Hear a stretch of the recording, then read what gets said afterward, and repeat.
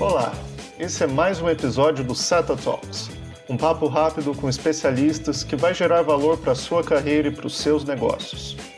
Aqui a gente fala sobre gestão, excelência operacional, liderança e vários outros assuntos relevantes para o mundo corporativo. Tudo isso em episódios curtos, sem rodeios, para caber na sua rotina. E contando sempre com a experiência de quem lidera a mudança nas organizações diariamente. Nesse episódio, a gente vai conversar com a Gabriela Sutilo, que é consultora de excelência operacional da SETA. Ela vai falar sobre a integração da inteligência artificial com Lean Six Sigma, trazendo exemplos, melhores práticas e dicas essenciais para quem aplica a metodologia no seu trabalho. Além disso, se você ficar até o final do episódio, nós vamos compartilhar um material bem bacana para você começar a pôr a mão na massa e utilizar a IA a seu favor. Então vamos lá, bora começar! Gabi, muito obrigado, primeiro de tudo, pela sua disponibilidade, por compartilhar um pouco aqui sobre esse estudo que os consultores da SETA vêm fazendo recentemente aí sobre a inteligência artificial no Lean Six Sigma. É um tema novo para todo mundo, mas um tema muito importante, né? Uma pesquisa realizada pela McKinsey no final de 2024 apontou que 78% das empresas ao redor do mundo estão utilizando alguma ferramenta de IA em pelo menos um dos seus processos. E nos últimos meses esse número certamente já deve ter aumentado, né? Tendo em vista a rápida evolução dos principais modelos, como o ChatGPT, por exemplo.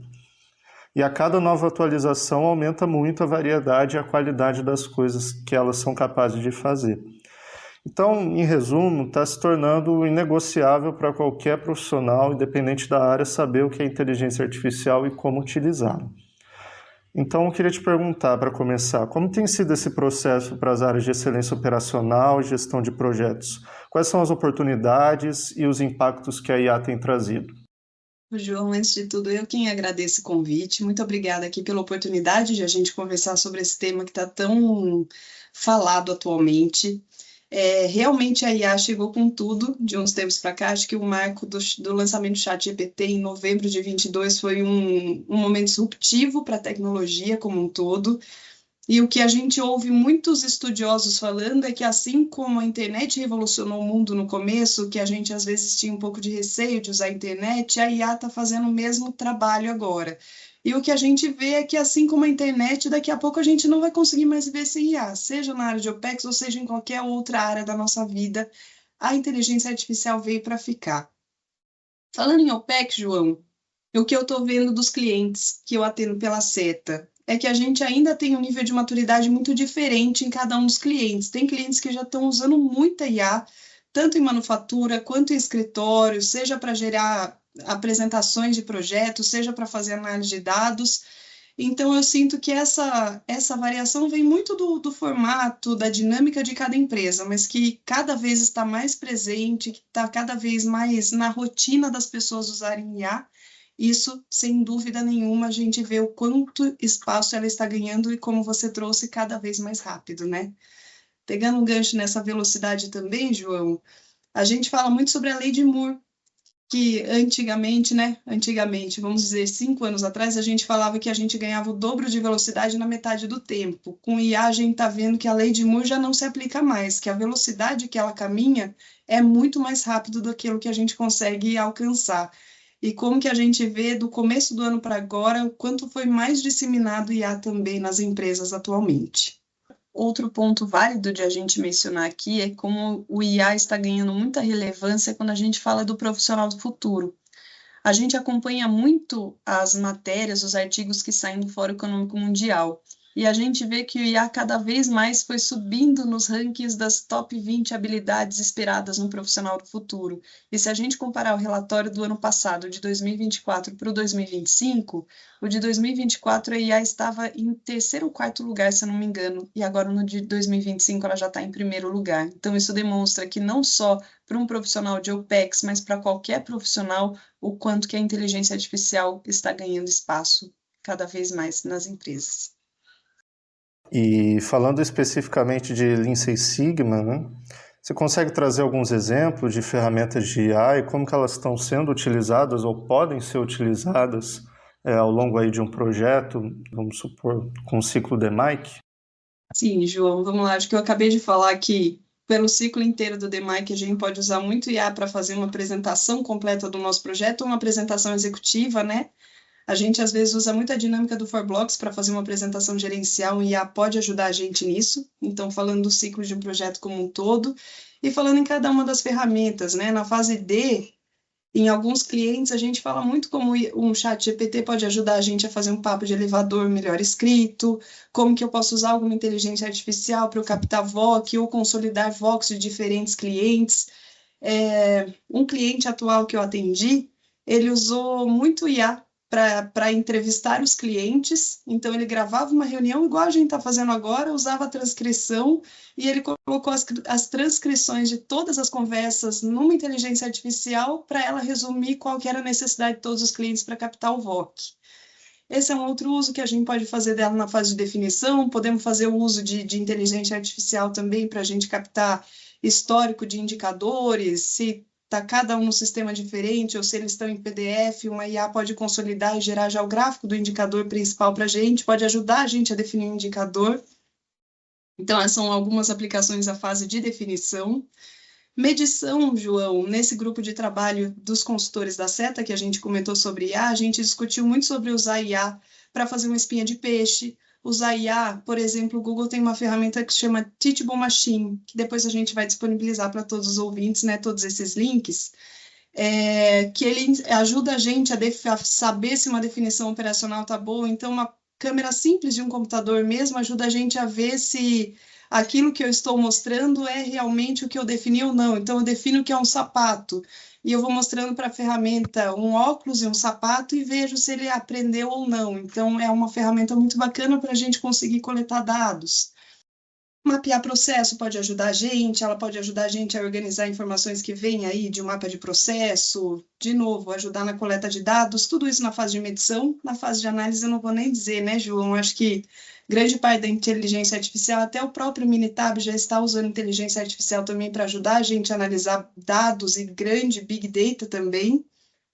Já usei para a gente desenvolver alguns protótipos em fase de melhoria. Puxa vida, eu pensei num novo mapa do processo e nesse mapa tinha que ter uma sala que funcionaria desse jeito. Então, a inteligência artificial cria essa imagem de como poderia ser essa sala para a gente criar um protótipo antes de ir para a sala real. E fase de controle, a IA pode ajudar muito a gente a criar um processo como um todo. Tem uma ferramenta muito bacana que chama make.com, que ela consegue associar um mapa de processo com indicadores, buscar dados de indicadores, fazer e-mail para a gente conseguir mandar isso para a gerência. Então, acho que passei por todas as fases, dei bastante detalhe de cada uma e com certeza tem muito mais coisa que isso. Eu acho que desde o momento que a gente está conversando agora até esse episódio for no ar, vai ter mais muito IA que vai ajudar a gente, mais várias demandas que um projeto DMAIC pode trazer para a gente. Sim, eu fico pensando, Gabi, com todos esses exemplos que você trouxe na sua resposta, que boa parte das oportunidades que a IA traz vem no sentido de facilitar o que é a tarefa mais prática, né, mais trabalho pesado, né, vamos dizer assim, de um projeto, gerar relatórios, facilitar a comunicação, melhorar a qualidade da comunicação, né, deixá-la mais atrativa, pensando ali em sponsors e tudo mais. E aí se torna cada vez mais importante relativamente para um Belt ter um conjunto de habilidades que vai mais no sentido de saber analisar contexto, saber, né, interligar as informações das diversas fases, né, ter um senso crítico.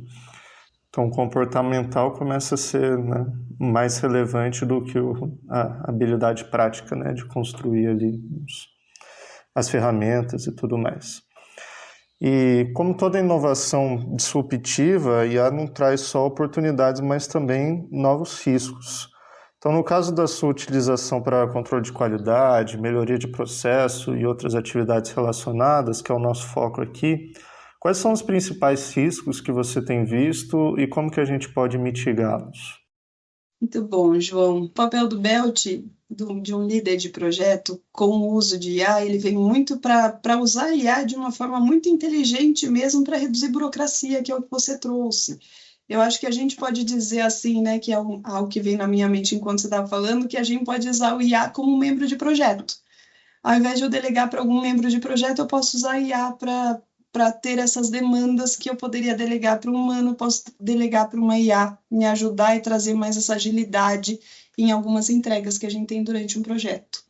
Você trouxe aí que os membros de uma equipe que não sejam a IA da minha equipe vão ajudar na parte comportamental, mas eu digo que não é só isso.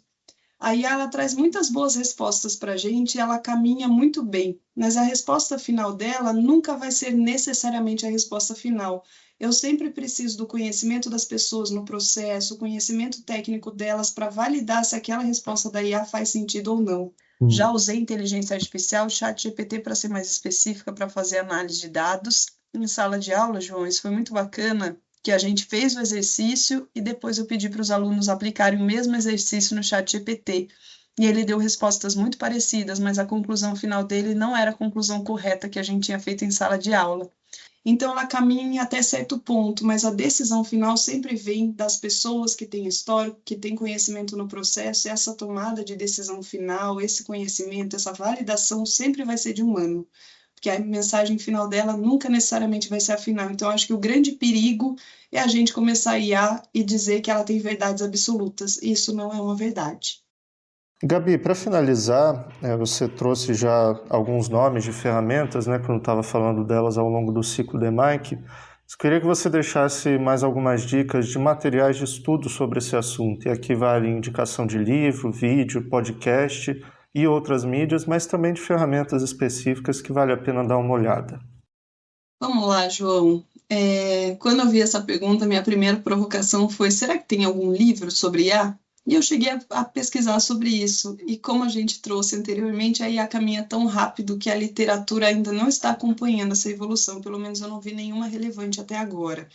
O que eu mais uso para me atualizar sobre IA realmente atualmente são podcasts, são vídeos e são de fontes de dados muito, muito renomadas, né?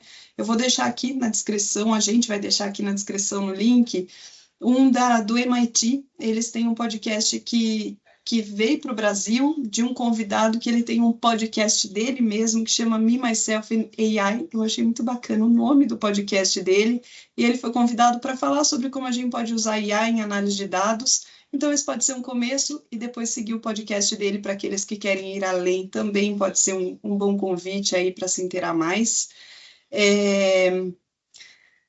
E eu acho que o grande ganho aqui, João, além de a gente ouvir, falar sobre IA, buscar recursos, é a gente começar a usar IA mesmo. E eu acho que se você nunca usou IA, o ChatGPT talvez seja a IA mais fácil de todas para usar e a mais completa de todas, né? No ChatGPT eu posso analisar dados, no ChatGPT eu posso criar apresentação, no ChatGPT eu posso analisar algum contrato de projeto. Eu posso pegar um projeto anterior que já foi feito com o mesmo tema do meu projeto e pedir para o ChatGPT resumir para eu saber questões mais relevantes, para eu atualizar para o meu novo projeto. Então, acho que a maior dica aqui é que se você nunca usou IA, começa a usar. E se você não sabe por onde começar, comece pelo ChatGPT. Quer usar alguma outra inteligência artificial? Pergunta para o ChatGPT qual uma outra referência para aquele assunto específico que você tem, que isso faz a gente sair um pouco dessa estaca zero, começar a usar, e a partir do começo que a gente começa, a gente pode ir buscando outras fontes para a gente se desenvolver mais nesse assunto. Perfeito, Gabi. Você trouxe aí várias fontes bacanas para quem quer iniciar a experimentação com ferramentas de IA. E, como prometido no início do episódio, além delas, a gente também vai deixar para você que nos ouve o acesso a um material exclusivo que foi feito pela Gabi e pelo time de consultores que vem trabalhando na pesquisa e implementação de IA nos treinamentos de excelência operacional da SETA. Esse material é uma planilha com links, exemplos de uso e recomendações para dezenas de ferramentas de IA aplicáveis no contexto da excelência operacional, Lean Six Sigma, gestão de projetos e várias outras áreas. Para acessar, basta colar o link que está na descrição desse episódio no seu navegador. Gabi, eu te agradeço mais uma vez pela participação e disponibilidade e agradeço também a você, ouvinte, pela atenção de sempre. Se algum dos assuntos desse podcast te interessou, você pode encontrar mais conteúdos acessando o nosso site, setadg.com.br, e as nossas redes sociais, Seta Desenvolvimento Gerencial no LinkedIn, Instagram e YouTube. Lá você também pode conhecer as capacitações e consultorias oferecidas pela Seta para desenvolver profissionais e organizações. Uma ótima semana e até o próximo episódio.